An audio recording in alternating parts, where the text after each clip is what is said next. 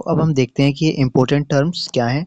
तो सबसे पहले हमारी आती है ओपीडी, ठीक है। सेकंड पे आती है एमओटी, थर्ड पे आती है एनआईसीयू, फोर्थ पे आती है आईसीयू, फिफ्थ पे हमारी आईपीडी, सिक्स्थ पे ओटी और सेवन्थ पे पैथोलैब। यानी इनका मतलब क्या है? इनका मतलब ये है, जो हॉस्पिटल्स में ये जो हम डॉक्टर्स बोलते हैं, या ओपीडी में चले जाओ, ओटी में चले जाओ, आईसीयू में भर्ती है वो, इमरजेंसी में है, इस तरीके के कुछ वर्ड्स हैं जो हमें पता होनी चाहिए एज अ नर्स या जीएनएम स्टूडेंट, उनके लिए, ठीक है।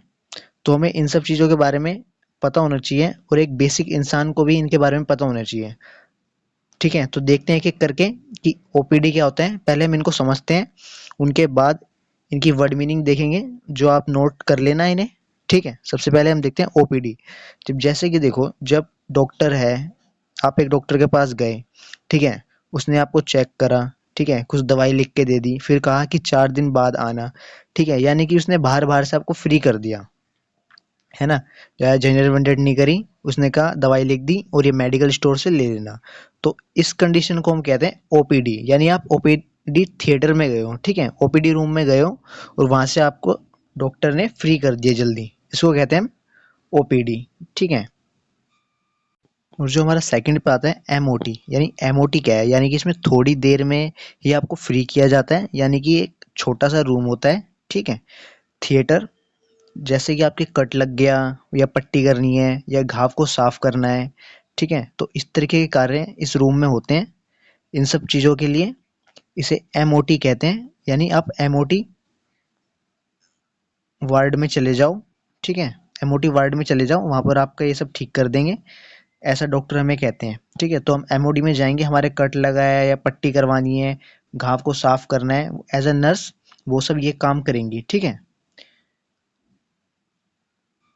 अब जो हमारा थर्ड आता है एनआईसीयू, ठीक है।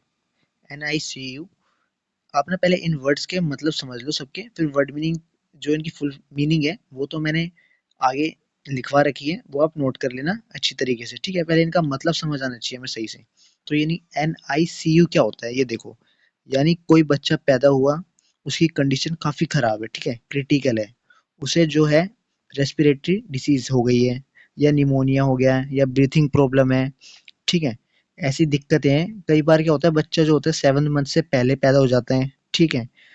तो ऐसी परिस्थिति में उस बच्चे को एनआईसीयू में रखा जाता है, ताकि उस बच्चे को विशेष ट्रीटमेंट मिल सके, ठीक है। और ये रूम जो होता है, इसमें पेरेंट्स वेरेंट्स किसी को जाने की अनुमति नहीं होती, ठीक है। ये रूम स्टराइल होता है, संक्रमण मुक्त। स्टराइल का मतलब होता है संक्रमण मुक्त, यानी पूरी तरीके से सुरक्षित होता है। और इसमें सारी तरीके की जिस बच्चे को कोई भी पैदा होते डिसीज़ है, बीमारी है, उसको तुरंत ट्रीटमेंट मिल सके, इस तरीके का एक रूम होता है जिसे हम एनआईसीयू कहते हैं, ठीक है। ठीक है, अब फोर्थ नंबर पे आता है आईसीयू, ठीक है। आईसीयू, हमने एनआईसीयू पढ़ा, एनआईसीयू, ठीक है, यानी ये बच्चे के लिए ट्रीटमेंट के लिए है। क्या इसमें बड़ों को भी रखा जाता है? नहीं, बड़ों के लिए आईसीयू होता है, ठीक है, आईसीयू।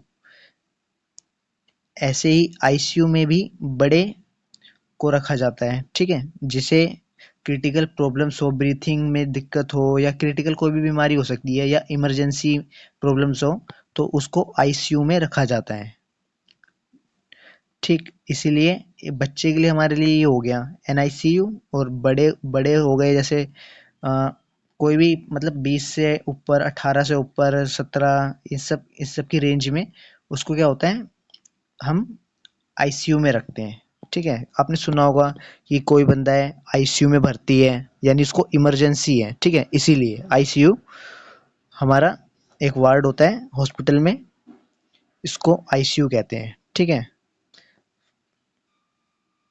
जो हमारा फिफ्थ है वो है आईपीडी।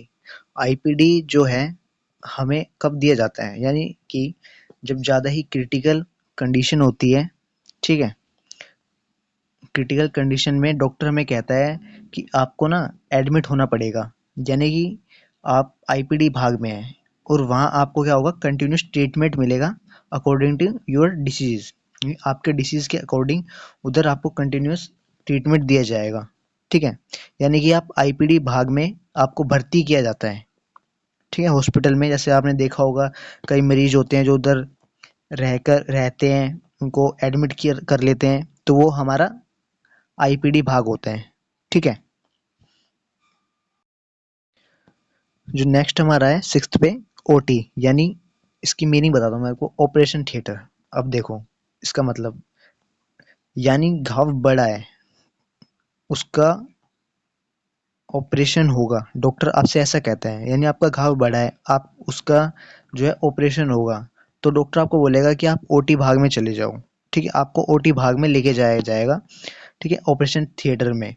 वहां पर क्या होगा, आपकी सर्जरी होगी, आपका ऑपरेशन होगा। यही होता है ओटी भाग का मतलब, कि आपको ओटी भाग में लेके ही इसलिए जाया जा रहा है ताकि आपका ऑपरेशन किया जा सके, आपकी सर्जरी की जा सके। ठीक है, ओटी का मतलब यही होता है। ठीक है। और इसमें नेक्स्ट आता है हमारा पैथो लैब। पैथो लैब क्या होता है, ये देखो इसमें ना सबसे इजी में बताता हूँ। इसमें क्या होता है, ब्लड रिपोर्ट्स, यूरिन टेस्ट, इन सब की ना टेस्ट रिपोर्ट्स तैयार की जाती हैं। ठीक है, इसमें हमारी सारी रिपोर्ट्स तैयार की जाती हैं पैथो लैब में। आई होप आपको